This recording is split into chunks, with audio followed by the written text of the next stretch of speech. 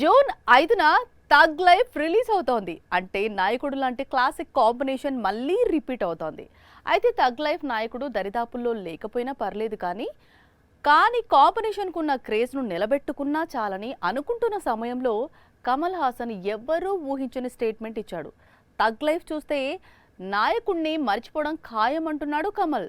ఇది ప్రమోషన్లో భాగం చెప్పాడా లేక నిజంగానేనా అనేది జూన్ 5 వరకు వెయిట్ చేస్తే కానీ తెలియదు. 1987లో మణిరత్నం డైరెక్ట్ చేసిన నాయగన్ తమిళనాట మాత్రమే కాదు తెలుగునాట కూడా సంచలన విజయాన్ని సాధించింది.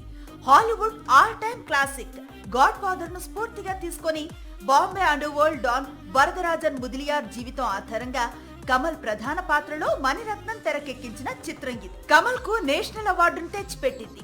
ఆల్ టైమ్ 100 బెస్ట్ ఫిల్మ్స్ లో చోటును సంపాదించింది. ఇప్పుడు సేఫ్ కాంబినేషన్ లో థగ్ లైఫ్ వస్తోంది. ఈ సినిమా చూస్తే నాయకుడి చిత్రాన్ని మరిచిపోతారు అంటూ కమల్ స్టేట్మెంట్ రిలీజ్ చేశారు.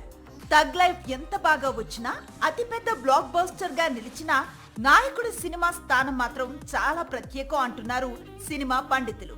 థగ్ లైఫ్ కోసం నాయకుడిని కమల్ తగ్గించడం కరెక్ట్ కాదంటున్నారు. ఇండియన్ సినిమా గర్వపడే మూవీస్ లో నాయకుడు ఒకటని, ఈ చిత్ర స్థాయి మరో చిత్రానికి రాదని మూవీ లవర్స్ చెప్పుకొస్తున్నారు.